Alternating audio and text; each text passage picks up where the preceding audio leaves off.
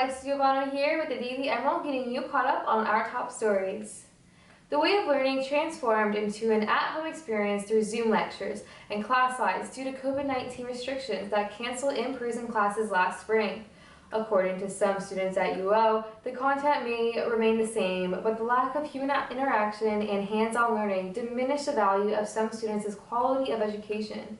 While some students enter college knowing the purpose of their degree, others explore their options in lower division courses at a high price.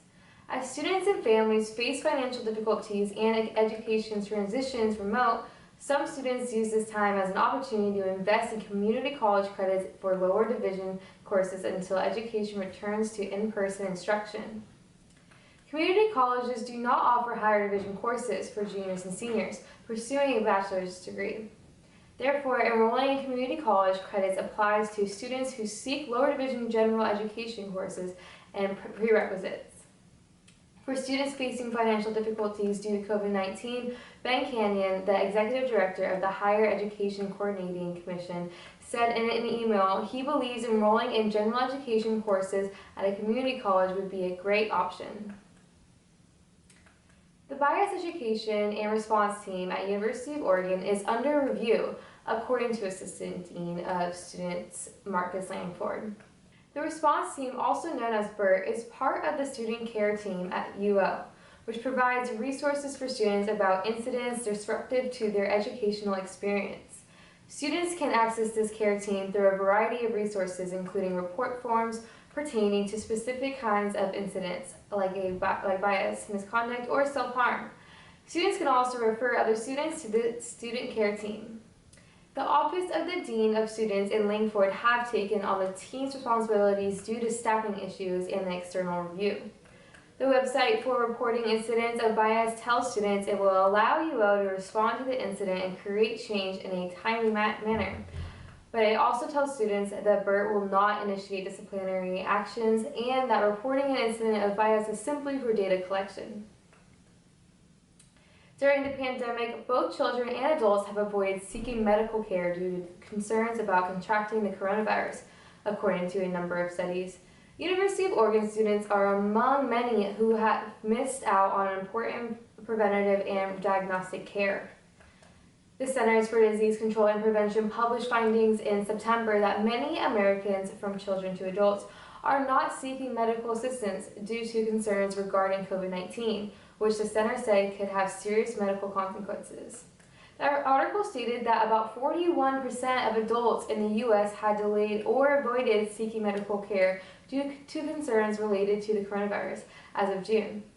Of the 41%, 12% have avoided urgent or emergency care. The CDC added that, quote, delayed or avoided medical care might increase morbidity and mortality associated with both chronic and acute health conditions, end quote. It encouraged options like telehealth and said people experiencing emergencies should always seek care, even during the pandemic. In October, the Center for Transitional Neuroscience at UO published an article about the interrupted health care of young children during the pandemic. Children's wellness visits and vaccinations are, quote, core components of preventative health care in the U.S., end quote, according to the article. Food writer M. Chan gives us an overview of places to get food in Eugene that aren't super well known but deserve to be. Places to try in 2021. Her recommendations include local food carts like ice cream for waffles and some great ethnic food options like El Buen Sabor. Quote, some of the best tasting and value tacos in Eugene.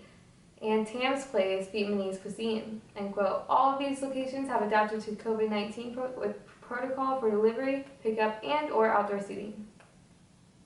In an opinion this week, after Oregon passes Measure 110 in the November elections, columnist Andy Stevens argues that the Drugs Decriminalization Act will benefit the state.